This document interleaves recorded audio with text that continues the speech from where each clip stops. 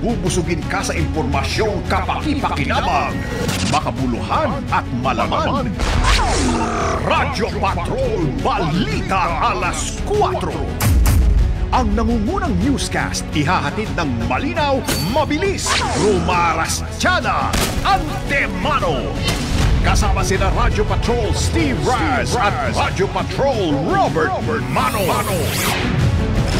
Radyo Patrol Balita Alas 4.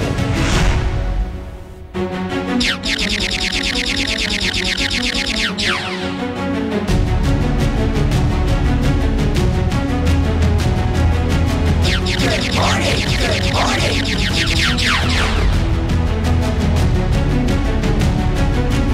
Ngayon po ay Huwebes, August 7, 2025. Narito po nagbabagang balita sa Radyo Patrol Balita Alas 4.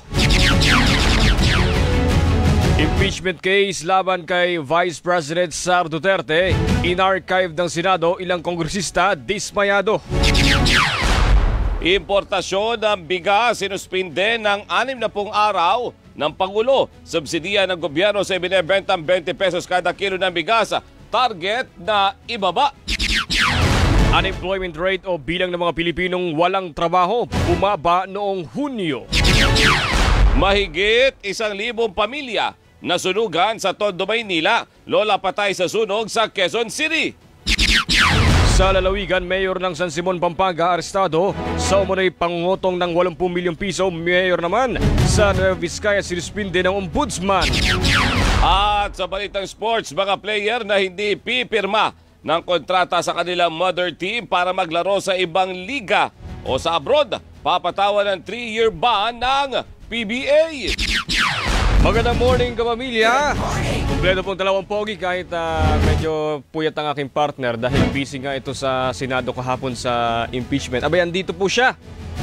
Good morning. Ako po si Radyo Patrol Steve Raz. Good morning! Magandang umaga, magandang madaling araw, kilos, gising, bangon. Kompleto syempre dapat ang team pogi ninyo sa Morning News. Ako po si Radyo Patrol Robert Mano. Oras po natin alas 4:02 na madaling araw. Alamin po natin yung lagay ng panahon dahil kahapon medyo mainit tapos biglang napakalakas ng ulan nung hapon, partner. Ulan. Kausapin nga natin si Ma'am Grace. Ulan, panahon. Si Ma'am Grace Casañeda, ang Pag-asa Weather Forecaster. Good morning, Ma'am Grace. Good morning din po, Sir Steve and Sir Robert. Sa kasalukuyan nga po, meron tayong minomonitor na low pressure area. Huli itong namataan sa layong 390 kilometers silangan ng Kasiguran, Aurora. Sa ngayon po, mababa yung chance nito na maging bagyo within the next 24 hours. Ngunit itong LPA po nito is magdudulot ng mga kalat-kalat hanggang sa pangmalawakang mga pagulan sa Cagayan Valley, Cordillera Administrative Region at sa bahagi din po ng Aurora. So yung mga pagulan po natin, mga katamtaman hanggang sa mga malalakas na pagulan and posible po yung mga pagbaha at pagguho ng lupa. Kaya pag-iingat at pagiging alerto po sa mga kababayan natin dyan. Samantala magiging makulimlim din po yung panahon dito sa Metro Manila, maging sa Ilocos Region, rest of Central Luzon, Calabarzon, Bicol Region, Occidental Mindoro, maging sa bahagi din ng Oriental Mindoro, Marinduque, Romblon at Northern Samar at mataas din po yung chance ng mga kalat-kalat na pag-ulan, pagkilat at pagulog-dulot nga po nitong low pressure area dahil today po ina-expect natin itong low pressure area po nito ay posible pong mag-traverse or tahakin itong area ng Luzon for today po yan. So muli po pag-iingat pa rin sa mga kababayan natin sa posibilidad ng mga pagbaha at pagguho ng lupa. Samantala, ang habagat naman patuloy pa ding umiiral sa bahagi ng Palawan, Visayas at Mindanao. Magdadala din po ito ng makakalat-kalat na pagulan, pagkilat at pagkulog sa nalalabing bahagi pa ng Visayas, maging sa Zamboanga Peninsula, Northern Mindanao, Caraga, Barm at Palawan. So for today po, malaking bahagi po ng ating bansa yung makaranas ng mataas na chance sa mga pag-ulan, pagkilat at pagkulog-dulot nga po nitong LPA at ng habagat. And sa muli po, pag-iingat pa rin sa ating mga kababayan and also yung mga regional offices din po natin ay nagpapalabas ng mga thunderstorm advisories or mga babala ukol po sa mga pag-ulan nito. At yan po muna ang latest dito sa Weather Forecasting Center ng Pag-asa. Grace Castañeda, magandang umaga po. Maraming salamat, Ma'am Grace Casanieda. DZMM numero 1 sa aksyon. Oras natin, 5 minuto makalipas ang ika-4 na madaling araw. In-archive ng Senado ang impeachment case ni Vice President Sara Duterte kasunod ng desisyon ng Korte Suprema na unconstitutional ang articles of impeachment na inihain ng Kamara laban sa Vice Presidente noong Pebrero. Inamyendahan ng mga senador ang unang mosyon ni Senador Rodante Marcoleta na tuluyang i-dismiss ang impeachment case bilang tugon sa desisyon ng Korte Suprema.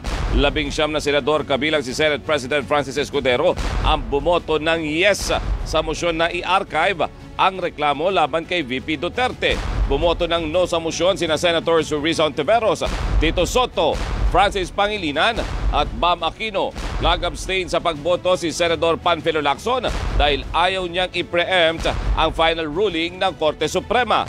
Ayon naman kay Senador Alan Peter Cayetano, isa sa mga bumotong pabor sa pag-archive, patay na ang articles of impeachment laban kay VP Duterte pero pwede itong buhayin sakaling baligtarin ng Korte Suprema ang desisyon nito. Sa isang pahayag, kinikilala ng defense team ni VP Duterte ang desisyon ng Senado na i-archive ang impeachment case laban sa Vice Presidente. Ang kay Attorney Michael Powa, isa sa mga abogado ni VP Duterte, nakasentro ngayon ang kanilang atensyon sa utos ng Korte Suprema na magkomento sa motion for reconsideration ng Kamara.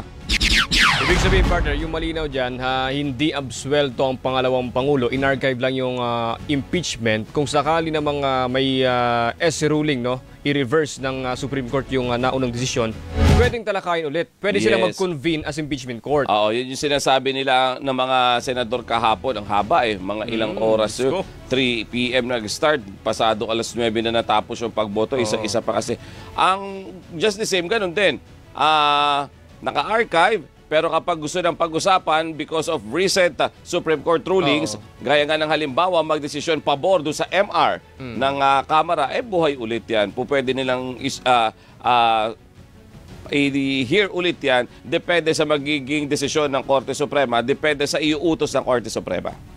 So matagal-tagal pa pala itong usapin na ito, no? Depende kung gaano katagal didesisyonan yung Supreme MR. Court. Bukas naman ang mga senador na pag-usapan ulit kasi yun yung base sa boto. Oo, no choice. Kasi ang nangimbabaw kasi kahapon doon sa pagdinig, kung susumahin mo, partner, ang kailangan sundin natin yung sinasabi ng Supreme Court. Ayan. Supreme Court pa rin yung last decision. Ano? Alas 4:07 na po na madaling araw, dismayado naman ang ilang kongresista sa desisyon ng Senado na i-archive ang impeachment case na inihain laban kay Vice President Sara Duterte. Ayon kay Manila Congressman Joel Chua, isa sa mga miyembro ng House Prosecution Panel, hindi pa tapos ang laban at hindi sila mapanghihinaan ng loob sa naging aksyon ng Senado sakaling o sa kanilang paghanap ng hustisya at pananagutan. Pinatikos at tinawag ng Kabataan Party List at ACT Teachers Party List na karuwagan ang desisyon ng Senado. Sinabi naman ni ACT Teachers Party List Representative Antonio Tino na ipinakita ng mayorya ng mga senador na takot sila sa pamilya Duterte imbis sa taong bayan na naghahanap ng sagot kung paano winaldas ang pondo ng bayan. Para naman kay Akbayan Party List Representative Chal Jokno, imbes na hintayin ng Senado ang desisyon ng Supreme Court sa mosyon ng Kamara, pinatay ng mga senador ang articles of impeachment. Basta AM. Bago naman i-archive ang impeachment case laban kay Vice President Sara Duterte, unang ibinasura ng Senado ang mosyon ni Senate Minority Leader Tito Soto na huwag munang talakayin ang impeachment case laban kay Vice President Sara Duterte sa botong 19 na kontra at 5 pabor. Actually, ang pinagbotohan nila doon yung pong mosyon, 'di ba? Motion to table, 'di ba? Ibig po sabihin isang tabi yung mosyon ni Senator Marcoleta. Hindi specific, not on the impeachment case. Ang pinagbotohan nilang una na isang tabi yung motion na nagpapadismiss doon sa impeachment case. Yun. Tugon ito ni Soto sa motion ni Senator Rodante Marcoleta na ibasura na ang impeachment complaint laban sa Vice Presidente kasunod na rin ang desisyon ng Korte Suprema na unconstitutional ang reklamo dahil sa paglabag sa 1-year ban rule. Nanindigan ang minorya na hintayin muna ang desisyon ng Korte Suprema sa inihaing motion for reconsideration ng Kamara bago desisyonan ang impeachment complaint. Bago pa pagbotohan ng motion, nagbalitaktakan ang mga senador sa naging desisyon ng Korte Suprema. Giti Marcoleta, hilaw ang inihaing impeachment complaint. Sabi nga niya, kung ihahalin tulad mo sa bigas partner, hilaw nga. Kulang sa pagkakaluto. Kung sa waray daw, tagudtod. Sabi niya. Pero partner, yung kung sakaling natuloy man yung motion to dismiss, ibig sabihin, kahit may SC ruling ulit, wala, hindi matutuloy. Hindi siya matutuloy, partner, kasi sa kasaysayan ng Senado, walang tinatawag na motion to dismiss. Wala talaga. Kaya yun yung kinwestiyon ni Senator Panfilo Lacson at sabi niya, ano pinag-uusapan nating motions to dismiss? Wala naman tayo, walang ganun sa Senado. So, binago ng konti, tidwik ng konti, doon tayo sa archive. Sinunod yung suggestion ni Majority Leader Joel Villanueva, i-archive natin. Kasi in principle, parehas lang din naman. Patay na yung impeachment case. Pag ganun. Tayo na lang natin yung SC ruling Supreme Court. Alas 4:10 na po na madaling araw. Sa ibang balita naman po tayo, sinuspindi ni Pangulong Ferdinand Marcos Jr. ng 60 araw ang importasyon ng bigas. Simula po yan sa Setyembre.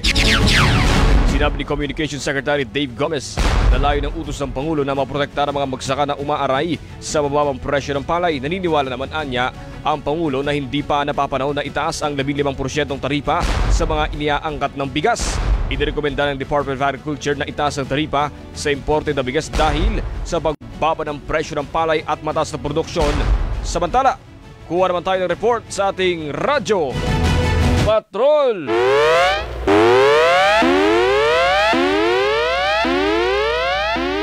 Pamahalaan target na mabababa ang sinasagot na subsidiya para sa pagbebenta ng 20 pesos per kilong bigas. Narito balitang kumpirmado, sigurado mula sa Malacanang, hatid ni Radyo Patrol Christian Yosores. Christian. Mas maraming Pilipino ang inaasahang makikinabang sa 20 pesos per kilong bigas kapag tuluyang napababa ng pamahalaan ang sinasagot na subsidiya para sa pagbebenta ng murang bigas. Sa ikatlong episode ng kanyang podcast, aminado si Pangulong Ferdinand Marcos Jr. na hindi dapat nakaasa sa subsidiya ng gobyerno ang pagbebenta ng 20 pesos per kilong bigas. Ayon kay Marcos, kakambal dapat ng pagtaas ng produksyon ang pagbaba rin ng ginagastos ng gobyerno para makapagbenta ng murang bigas sa publiko. Sa ngayon, ang mahalagaan niya ay nasimulan na ang pagbebenta ng murang bigas dahil may kakayahan ng pamahalaang pondohan nito at lumalakas ang lokal na produksyon. Pero asahan umano na mas lalawak pa ang coverage ng 20 pesos per kilong bigas kapag napababa ng gobyerno ang subsidiya para dito. Nauna nang sinabi ni Agriculture Secretary Francisco Tiu Laurel Jr. na may inilaang 18 billion pesos na pondo ang pamahalaan para sa tuloy-tuloy na pagbebenta ng 20 pesos kada kilong bigas hanggang sa 2026. Yan ang balitang kumpirmado. Sigurado, ito ang Radyo Patrol. Christian Yosores, DZMM. Maraming salamat, Radyo Patrol. Christian Yosores. Isa pang report, may 100,000 manggagawa nakikinabang sa 20 pesos na bigas na programa po ng pamahalaan. Narito, balitang kumpirmado sigurado mula sa Quezon City at hindi Radyo Patrol, Kelly Cordero. Kelly. Mahigit 115,000 minimum wage earners na ang nakinabang sa programang Benting Bigas Meron Na ng pamahalaan. Sa ulat ng Department of Labor and Employment, umabot na sa 115,827 na manggagawa mula sa 398 na establishmento sa iba't ibang rehiyon ang nakabili na ng bigas sa halagang 20 pesos kada kilo. Isa sa mga nabigyan ng benepisyo ay ang mga empleyado ng isang kilalang clothing at lifestyle brand sa Pasay City. Nakinabang din ang mga informal workers sa pamamagitan ng Tupad program, kung saan 368 ang nabigyan ng pansamantalang trabaho para tumulong sa hauling, repacking at pagbibiyahe ng bigas na umabot sa mahigit 2 milyong piso ang kabuuang sahod. Ayon kay DOLE Secretary Bienvenido Laguesma, layo nilang mas palawakin pa ang sakop ng programa at tiyaking magtatagal ito para sa kapakanan ng mga manggagawang Pilipino. At yan ang balitang kumpirmado, sigurado, ito ang Radyo Patrol. Kelly Cordero, DZMM. Maraming salamat, Radyo Patrol, Kelly Cordero. Basta't may nangyari, nakareport agad sa DZMM. Radyo Patrol sa Instreta. Radyo Patrol. Alas 4:14, posibleng tumaas ang electricity bill ngayong buwan. Nako, dahil sa pagtaas ng presyo ng kuryente sa wholesale electricity spot market, isa ang spot market sa pinagkukunan ng supply ng kuryente ng Meralco at mga electric cooperatives sa bansa. 30 centavos per kilowatt hour ang average na posibleng itaas ng singil sa kuryente sa bansa. Pero kung Luzon lang, 1 sentimo kada kilowatt hour ang posibleng itaas sa singil sa kuryente. 46 centavos sa Visayas at 26 centavos naman sa Mindanao. Samantala, muling inilagay ng National Grid Corporation of the Philippines sa yellow alert ang Visayas kahapon dahil sa manipis na reserba ng kuryente, bunsod ng pagpalya ng mga planta. Binawi naman ng NGCP ng sumapat ang reserbang kuryente. Basta AM. Oras natin, 15 minuto makalipas ang ika-4 na madaling araw. Tuloy tayo sa mga balita. Bumaba sa 3.7% ang unemployment rate ng bansa noong Hunyo kumpara sa 3.9% noong Mayo. Ayon po sa Philippine Statistics Authority, katumbas ito ng 1.95 milyong Pilipinong walang trabaho. Bumaba rin sa 11.4% ang underemployment rate. Noong Hunyo, nakatumbas naman ng mahigit 5 milyong Pilipino naghahanap ng dagdag na trabaho. Tumaas naman sa 96.3% ang employment rate o mga Pilipinong nakahanap ng trabaho noong Hunyo kumpara sa 96.1% noong Mayo. Basta AM. Kumpiyansa si Pangulong Ferdinand Marcos Jr. na dedepensa ng Amerika ang Pilipinas sa anumang banta sa seguridad nito, partikular sa West Philippine Sea. Sa panayam ng Indian news media na First Post, sinabi ng Pangulo na tiniyak sa kanya ng administrasyon ni US President Donald Trump ang kahandaan nitong depensa ng Pilipinas, partikular sa mga delikadong aksyon ng China sa West Philippine Sea. Hindi na nasorpresa ang Pangulo sa ironclad commitment ng Trump administration dahil matagal na anyang magkaalyadong Pilipinas at Amerika. Samantala, bibili ang Pilipinas ng karagdagang BrahMos missiles mula sa India. Sinabi ng Pangulo na bahagi ito ng modernisasyon ng Armed Forces of the Philippines at dagdag na seguridad ng Pilipinas sa harap ng tensyon sa West Philippine Sea. Nilinaw naman ng Pangulo na hindi naghahanda ang Pilipinas para sa gera. April 2024, na-deliver ng India sa Pilipinas ang unang batch ng BrahMos missiles at inaasahan ang delivery ng karagdagang missiles ngayong taon. Kasulukuyang nasa India si Pangulong Marcos Jr. para sa 5 araw na state visit. Basta AM. Naalarma ang Philippine Coast Guard sa pagdagsa ng research vessel ng China sa West Philippine Sea. Base sa tala ng PCG, mahigit 20 Chinese research ships ang naispatang naglalayag sa West Philippine Sea ngayong taon o 3 hanggang 4 na barko kada buwan. Muli namang nanawagan ng PCG sa China na igalang ang sovereign rights ng Pilipinas at international maritime laws. Buwa pa tayo ng report sa ating Radyo Patrol.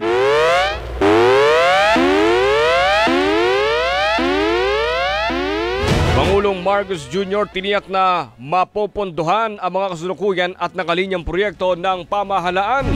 Nagbabalik mula sa Malacanang si Radyo Patrol, Christian Yosores. Tiniyak ni Pangulong Ferdinand Marcos Jr. na may mailalaang pondo ang pamahalaan para maisakatuparan ang mga nagpapatuloy at nakalinya pang proyekto ng administrasyon. Maguguritang inilatag ng Pangulo sa kanyang State of the Nation address ang ilang proyekto gaya ng mga bagong classrooms, pagtatayo ng bulilit centers, pagpapalawig ng 20 pesos per kilong bigas at zero balance billing sa mga miyembro ng PhilHealth. Sa ikatlong episode ng kanyang podcast, sinabi ni Marcos na kailangan lang tiyakin na nagagamit sa tamang paraan ang nilang pondo para sa mga proyekto para maramdaman din ng publiko ang mga ibinibidang programa ng gobyerno. Aminado ang Pangulo na gaya ng mga negosyo, kakailanganin ding mangutang ng pamahalaan para matapos ang mga proyekto. Pero hindi naman anya ibig sabihin nito na nalulubog ang bansa sa utang. Ipinunto ni Marcos ang kakambal na investment at oportunidad para sa mga Pilipino na mga proyekto at programang suportado ng utang. Sa huling datos ng National Treasury, lumobo na sa 17.2 trillion pesos ang utang ng Pilipinas sa pagtatapos ng Hunyo. Yan ang balitang kumpirmado. Sigurado, ito ang Radyo Patrol. Christian Yosores, DZMM. Maraming salamat, Radyo Patrol, Christian Yosores! Basta't may nangyari, nakareport agad sa DZMM. Radyo Patrol sa East 30.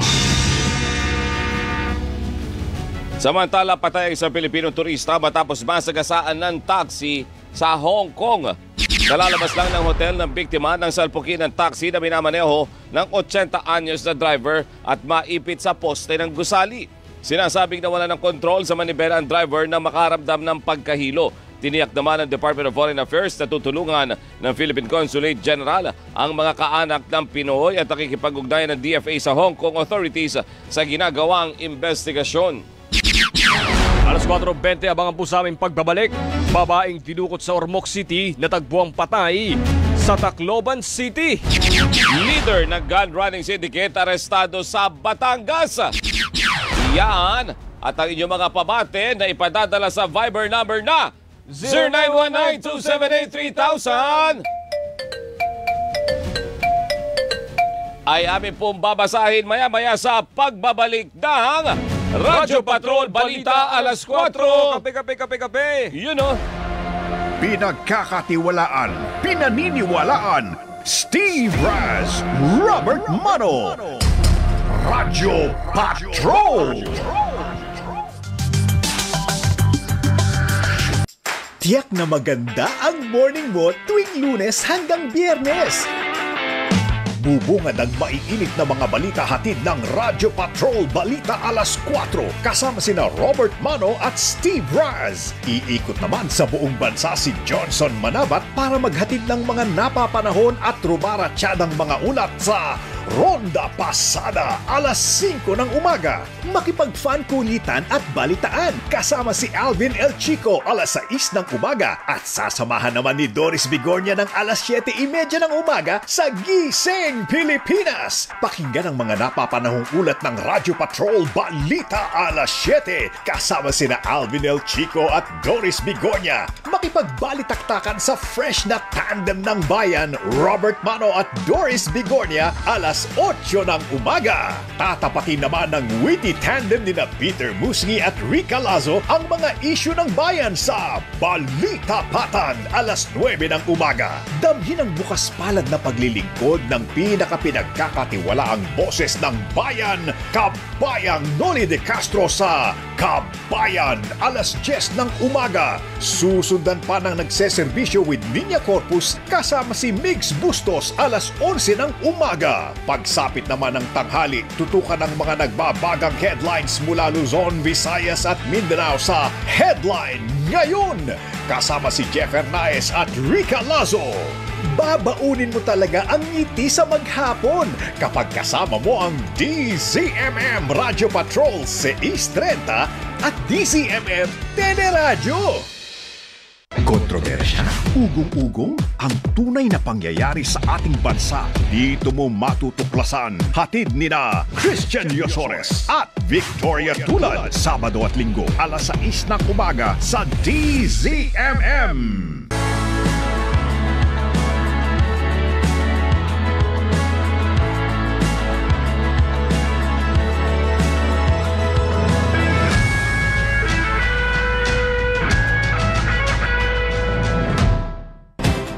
Sa tulong ng tamang health information, iba't ibang sakit kung paano ito nakukuha, paano ito nadadiagnose, paano ito gagamutin. at pinalakas na health promotion. Pinasigla ang Saturday morning mo kasama sina Tina Marasigan, Dr. Albert Domingo at Dr. Ted Herbosa. Ang serbisyong pangkalusugan mas madarama. Sa bagong Pilipinas, bawat buhay mahalaga. Ang bawat Pilipino, pinasigla! Pinasigla sa DZMM. Tuwing Sabado, alas 8 ng umaga. Dito lang sa DZMM Radio Patrol sa 630 at DZMM Teleradyo.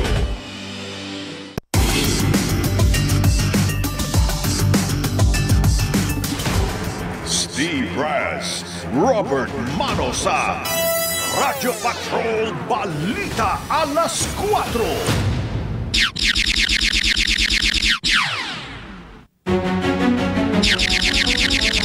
Alas 4:24. Balikan po natin ang mga headlines sa Radyo Patrol Balita alas 4.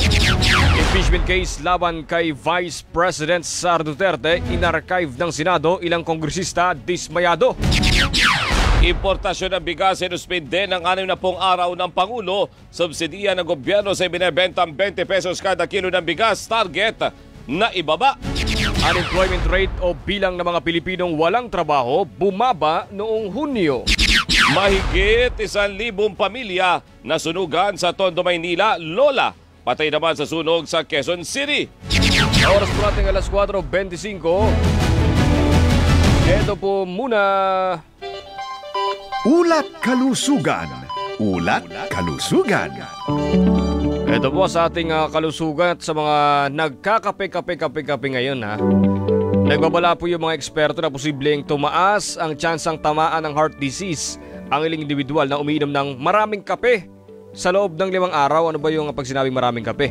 Nadiscover rin ang nagdudulot na mataas na heart rate at blood pressure ang madalas na pag-inom ng mahigit 400 mg na caffeine sa isang araw. Bukod dito, maaari ring maranasan ang pagkahilo, heart palpitations, anxiety, putol-putol na tulog, dehydration, diarrhea, pagkawala ng gana kumain at pagkahirap sa pag-focus. Payo naman ng isang doktor, bawasan muna yung pag-inom ng caffeine lalo ng kape sa isang araw. Maaari anyang unti-untiin ang pagbabawas ng caffeine intake para hindi makaranas ng sintomas ng withdrawal. May withdrawal ng kape, ano? O, sa mga kape-kape po natin dyan, ha? Bawas-bawas po tayo. Basta moderate pwede yan, di ba? Lahat naman dapat in control tayo. Di ba? Mga mga 20 tasa lang isa-isang araw. Pwede na siguro. 20 tasa? Pwede na ba yun? Sobrang dami. Sobra ba? Oo, sakto na partner. Kumbaga, baka pwede sa umaga lang. Ayan, umaga. Basta yung 400 mg, huwag mo sa sobra doon, ha? Yan po ang ating ulat kalusugan on a Thursday morning. Agri-Balita. Agri-Balita. Magandang madaling araw sa ating mga serbisyo magbubukid. At syempre mga kapamilya natin magsasaka at mangingisda. Mayapabakaka, Maraynaga. Maraynaga, Bicol yun. Bicol, oo. Diyos Maraynaga sa Indio Gabos. Oh, inaral ko yan, ha. Maupay na aga. Yung sa inyo naman sa Samar, maupay na aga. Oh. Good morning! Meron pa, maayong buntag. Ano yun? Oh, saan naman yan? Cebu. Para po sa ating agri-balita, mamamahagi ng 15 milyong pisong halaga ng pestisidyo ang Sugar Regulatory Administration sa mga magsasakang apektado ng red strip soft scale insect sa Visayas. Ang 10 milyong piso ay galing sa Department of Agriculture habang ang 5 milyong piso naman ay mula sa Disaster Fund ng SRA. Umabot sa mahigit 3,000 hektarya. Napakarami ng tubuhan sa 5 lalawigan ng apektado ng peste na pinakamalala ang sitwasyon sa Negros Occidental. Kung hindi maagapan, maaari bumaba ng hanggang 50% ang produksyon ng asukal sa mga nasalantang tubo. Idineklara na rin ang state of calamity sa Negros Occidental upang mapabilis ang hakbang kontra sa peste. Muli! Magandang madaling araw sa ating mga kapamilyang magbubukid at mangingisda. At yan po ang ating agri-balita on a Thursday morning. Uno sa aksyon. Siyempre.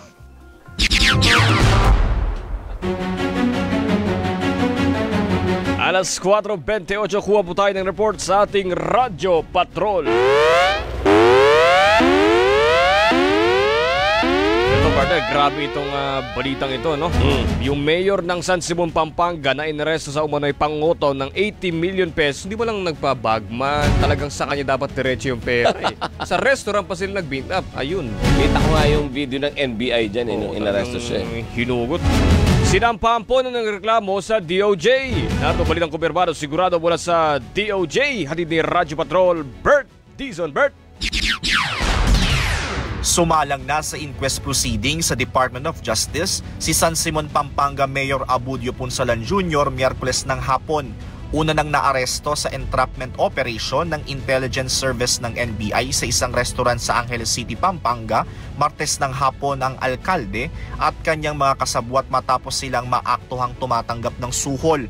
Batay sa reklamo, humingi umano si Punsalan ng 80 million pesos sa isang kumpanya kapalit ng resolusyon mula sa lokal na pamahalaan na pabor sa kumpanya.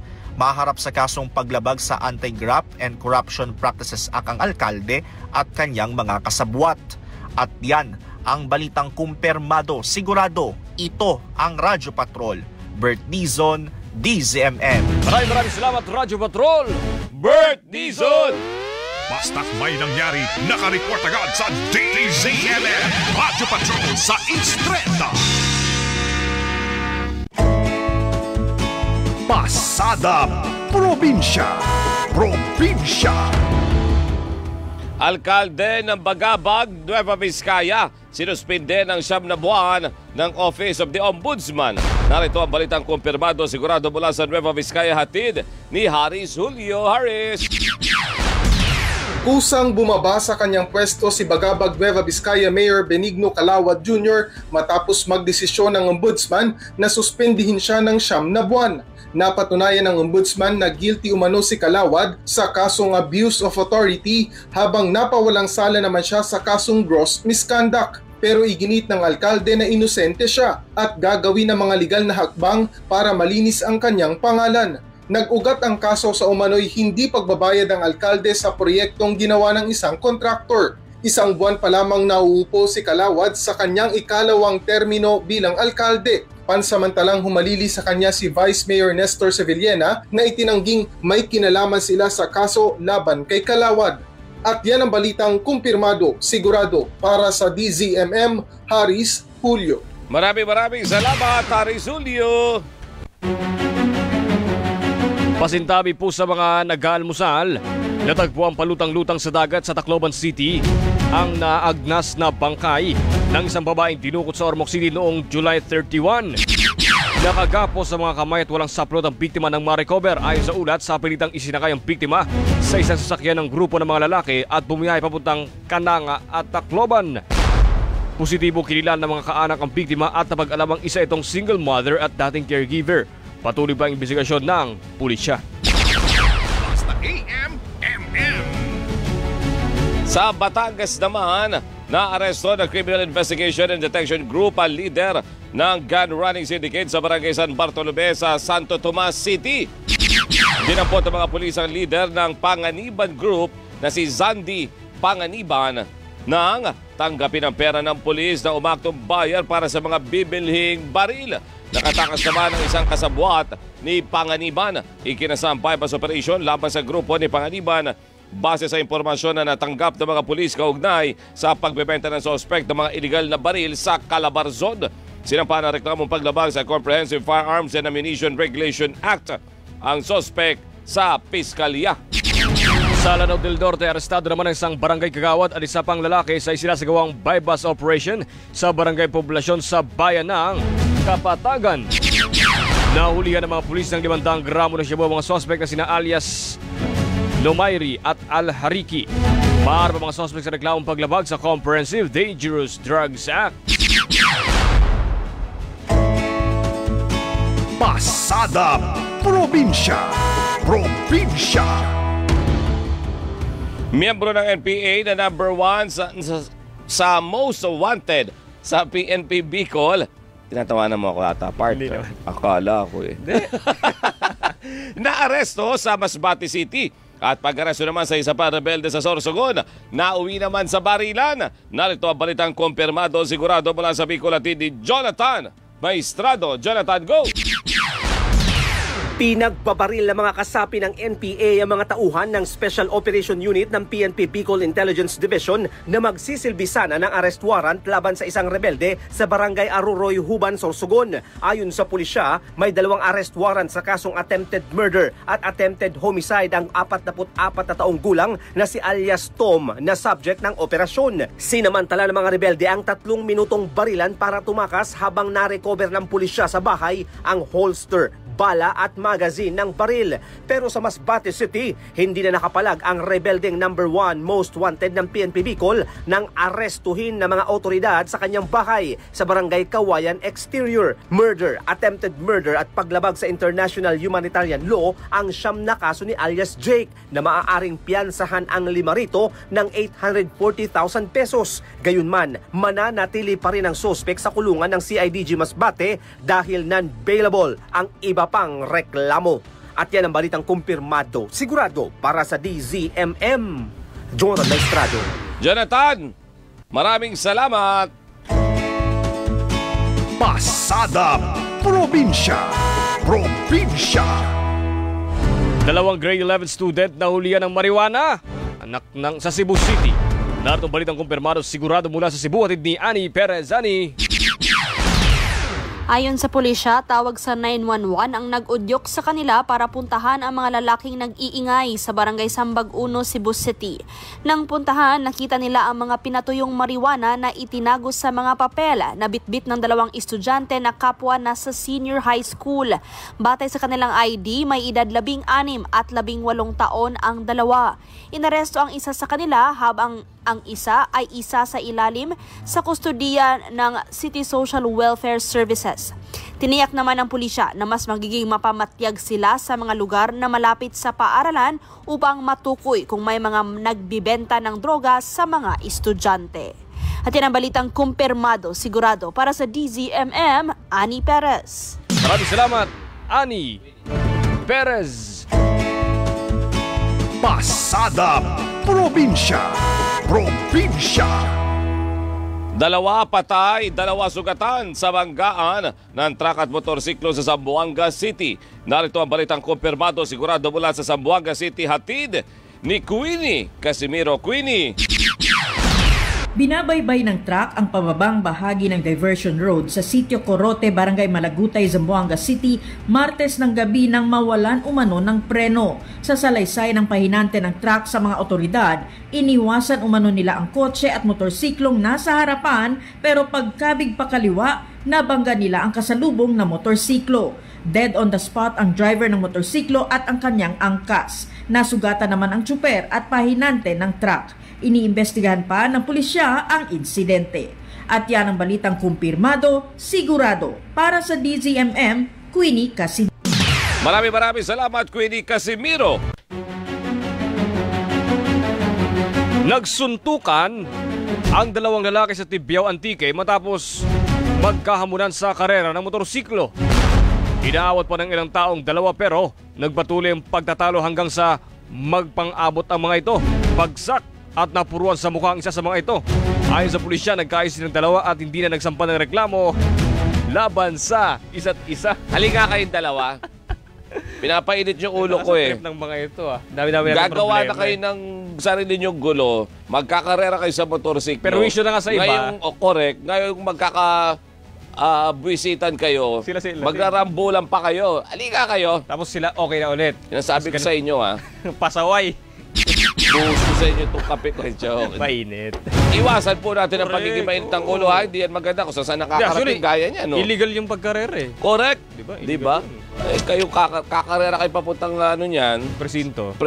Sige kayo. Samantala sa Surigao del Sur, naaresto naman sa bayan ng Lingig ang 40 anyos na magsasaka na suspect sa pagpatay sa isang broadcaster sa Bislig City. Nakumpiska sa kanya 2 kalibre 45 na baril, granada at mga bala. Matatanda ang binaril. Nasaan yung baril? Binaril!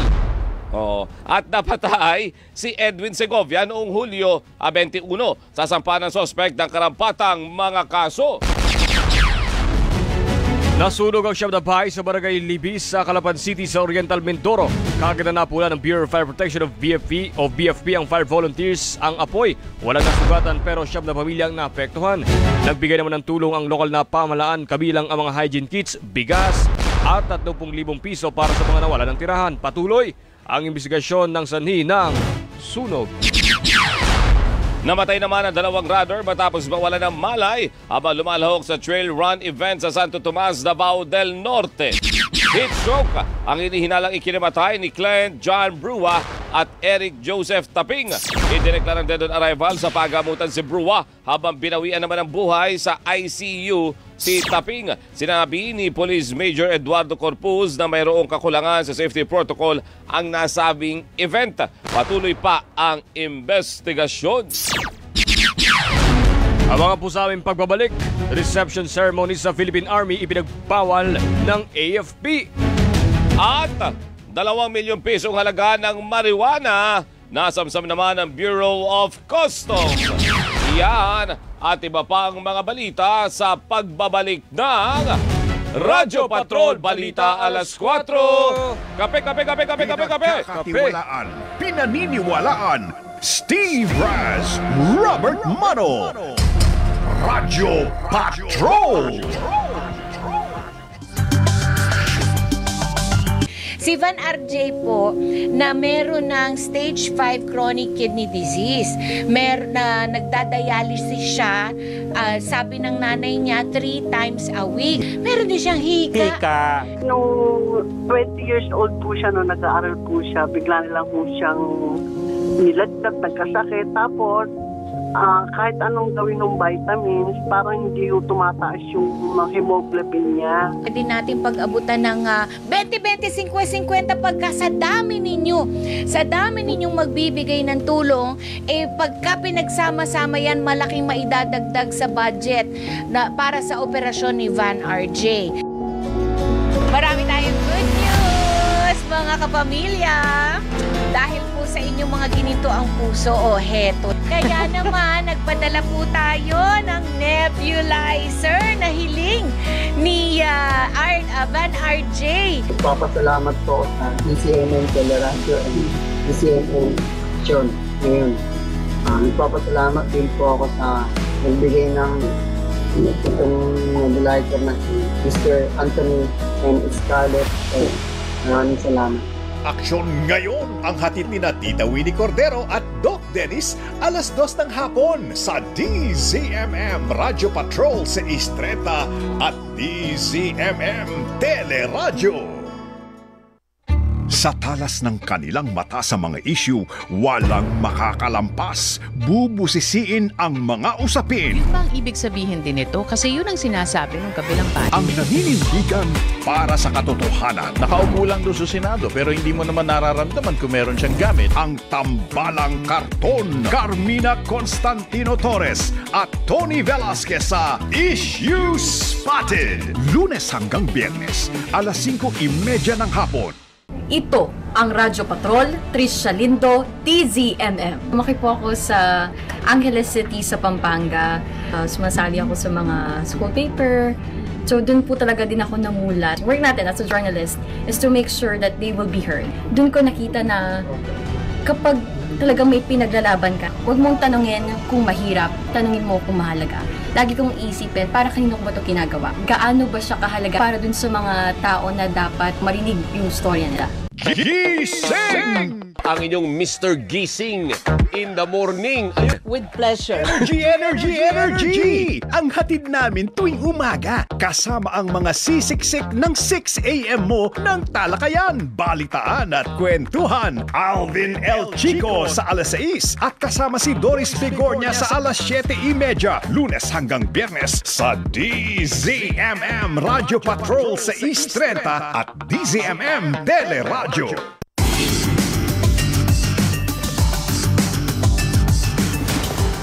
Steve Raz, Robert Mano sa Radyo Patrol Balita alas 4. Pinagkakatiwalaan, pinaniniwalaan, Steve Raz, Robert Mano. Radyo Patrol. Alas 4:43 na po na madaling araw, tuloy-tuloy pa rin po ang balitaan sa Radyo Patrol. Balita alas 4 sa Quezon City. Patay ang 78 anyos at bedridden na lola na natrap sa nasunog na 4 na palabag na bahay sa barangay Sacred Heart. Natagpuan ng mga bumbero ang bangkay ng biktima sa sahig ng kanyang kwarto. Tinangkapan ng caregiver na iligtas ang biktima pero mabilis ang pagkalat ng apoy. Lumalabas sa investigasyon ng Bureau of Fire Protection na sa bahay ng lola nagsimula ang apoy. Iniligas naman ng 11 matanda na inaalagaan sa katabing Home for the Aged facility. Inaalam pa ng BFP ang pinagmula ng sunog na tumupok sa 5 bahay.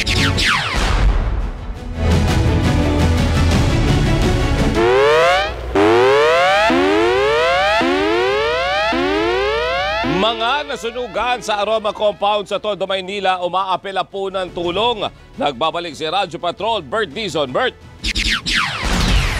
Umabot na sa mahigit 1,000 pamilya o halos 4,000 individual ang naapektuhan ng sunog sa residential area sa bahagi ng Aroma Compound, Road 10, Barangay 105, Tondo, Maynila. Ayon kay Fire Senior Inspector Ronald Lim ng BFP Manila, sumiklab ang sunog bandang alas 9 ng umaga kahapon. Agad namang itinaas sa Task Force Charlie ang sunog dahil sa lawak at mabilis na pagkalat ng apoy dahil gawa sa light materials ang mga bahay sa lugar. Samantala, pansamantala ngayong tumutuloy ang mga nasunugan sa 4 na evacuation center kabilang ang mga cover court sa Barangay 104, 105 at sa Antonio Villegas Elementary School at Vicente Lim Elementary School. Pagkain, damit, banig at kumot naman ang panawagang tulong ng mga apektadong residente. Tiniyak ng Manila Department of Social Welfare na makakatanggap ng tulong pinansyal ang mga nasunugan upang muli silang makapagsimula. At yan ang balitang kumpirmado, sigurado, ito ang Radyo Patrol. Bert Dizon, DZMM. Maraming salamat, Radyo Patrol. Bert Dizon! Basta't may nangyari, nakareport agad sa DZMM. Radyo Patrol sa Instreta. Pinaghahanap na ng mga pulis ang babaeng sospek na nandukot ng wallet ng mag-asawang senior citizen sa Barangay Commonwealth sa Quezon City. Ayon sa investigasyon, pauwi ng dalawa ng lapitan at kausapin sila ng sospek at pasimpleng dinukot ang wallet na may 6,000 pisong pensyon na kakakuha lang nila sa barangay. Kwento pa ng biktima, kinuha ng sospek ang kanilang address para unang mabigyan sila ng ayudang bigas mula sa isang politiko. Nanawagan ng mag-asawa sa luminlang sa kanila. Kuha pa natin isa pang report ng ating Radyo Patrol.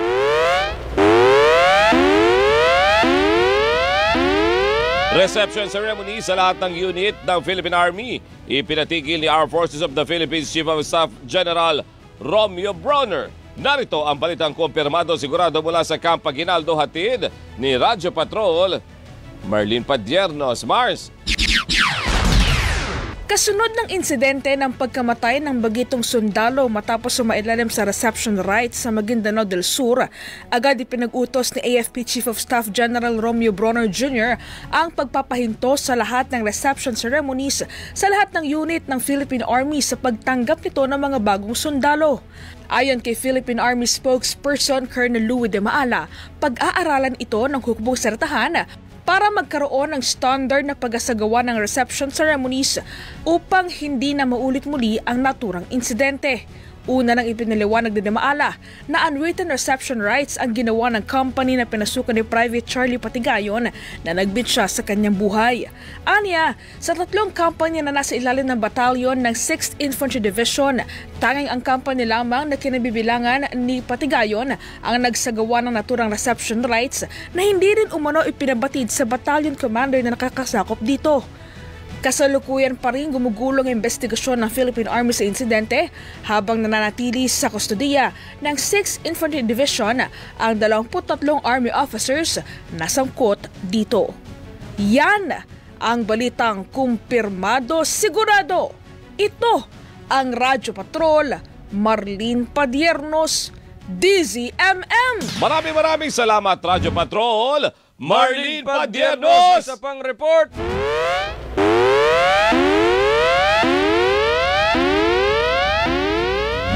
Mahigit 2 milyong pisong halaga ng high-grade marijuana na harang ng mga tauhan ng Bureau of Customs. Nagbabalik si Radyo Patrol, Bert Dizon. Bert! Nasabat ng mga tauhan ng Bureau of Customs NAIA, PIDEA at NAIA Interagency Drug Interdiction Task Group ang 6 na parsel o kargamento na naglalaman ng kush o high-grade marijuana sa Central Mail Exchange Center sa Pasay City. Ayon sa BOC, umabot sa mahigit 1,500 grams ng kush ang itinago ng palihim sa mga shipment galing Sacramento, California na tinatayang nagkakahalaga ng 2.2 million pesos. Nasa tanggapan na ng PIDEA mga kontrabando para sa mas malalim na investigasyon. Kasong paglabag sa Comprehensive Dangerous Drugs Act of 2002 at Customs Modernization and Tariff Act ang isasampa laban sa mga sangkot. At yan ang balitang kumpirmado, sigurado, ito ang Radyo Patrol, Bert Dizon, DZMM. Maraming salamat, Radyo Patrol, Bert Dizon.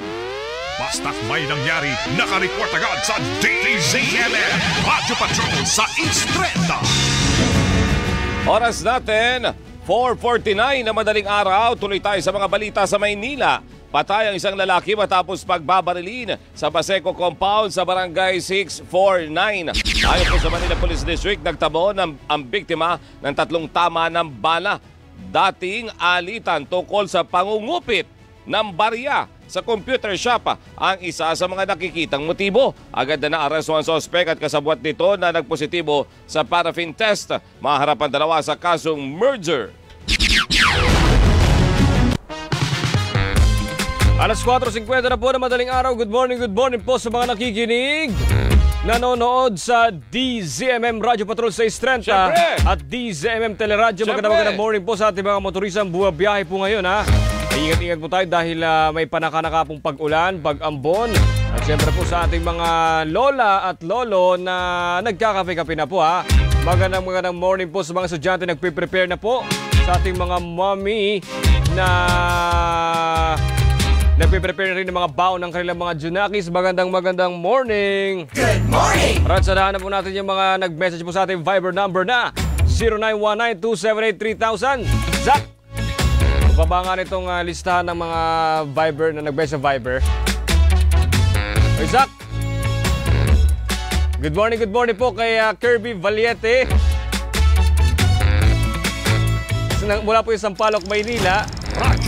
Si Maria Lilibet De Leonardo ng Malate, Maynila. Si Gail Viloria ng Antipolo. Si Louie Calyado ng Kalumpit, Bulacan. Eri Diaz ng Malabon. Si Rudel. Si Weng Hermosa ng Mabalacat, Pampanga. At si Maria Aragon. Good morning din po kay Lorena Pascual ng Novaliches, Quezon City. Good morning! Kay Tessa at Teacher Mads ng Quezon City. Magandang morning din po. Kay Eric Errol Besario ng Gihulgan City. Kay Tita Gemma Chico ng Rosario Pasig. Kay Tita Cory Hilario ng Las Piñas naman. Good morning! Siyempre, magandang morning po kay Cory Hilario. Ay kay Alex Faustin ng Caita Rizal. Kay Romeo Aguda ng Laguna. Kay Maggie Dimanzano ng Makati. Kay sa Pedemonte family po ng Bacoor. Siyempre, kay Tita Nona Damian. Kay Tita Lina Ho.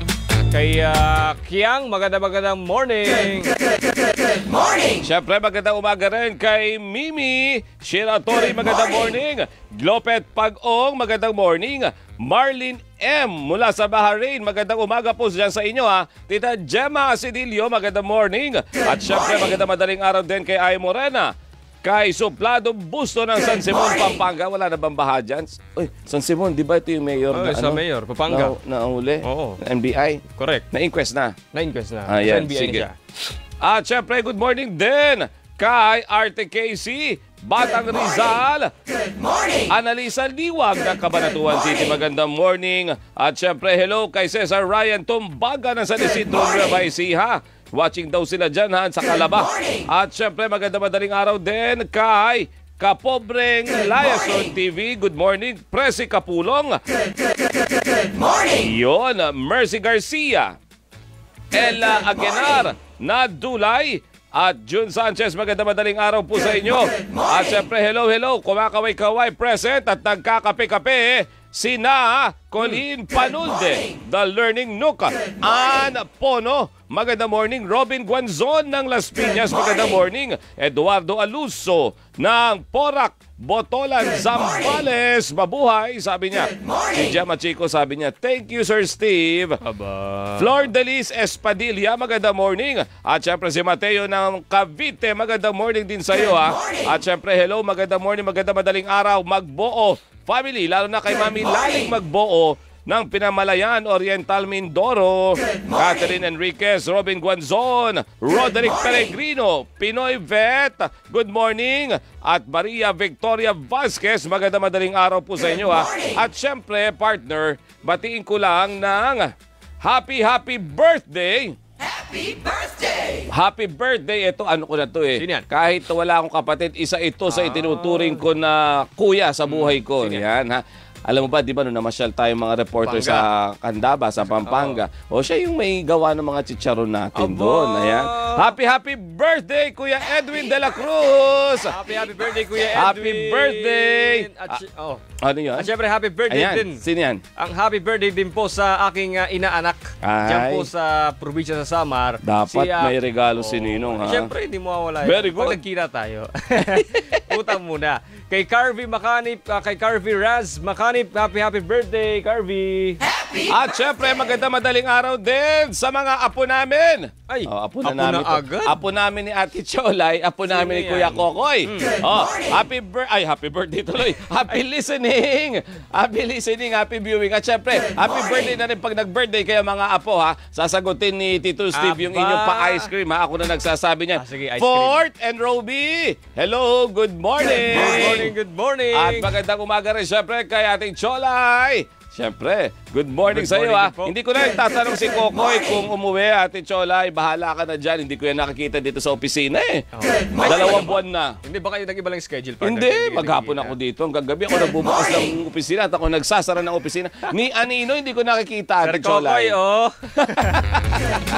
Good morning po kay Dory ng Angono Rizal, kay John Rivares ng Marinduque, kay Ate Ay ng Cebu, kay Ramil Diquiña, kay Ana Bustamante, Calomerde.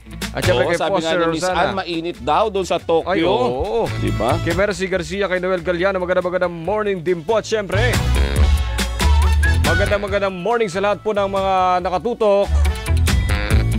Oo. Sa oras po natin 4:55. 4:56 na pala. Ito po muna. Mga balita sa labas ng bansa.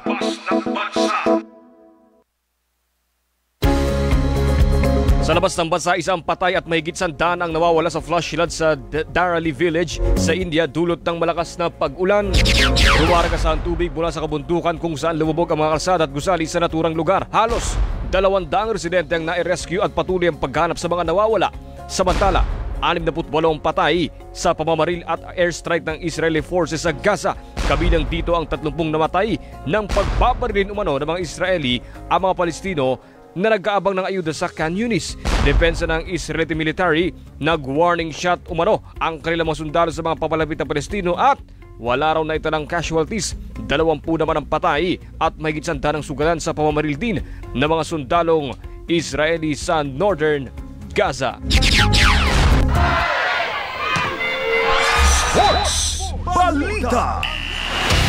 Para po sa ating sports balita, alas Pilipinas men's at women's teams, todo training para sa mga nakalinyang international competition. Yan at iba pang sports balita yatid ng ating big man ng DZMM na si Alfred. At yan, Dalde. Alfred, go!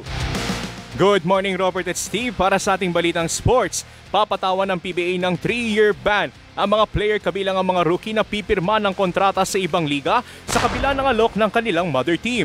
Inilabas ng PBA ang desisyon matapos ang isinagawang board meeting.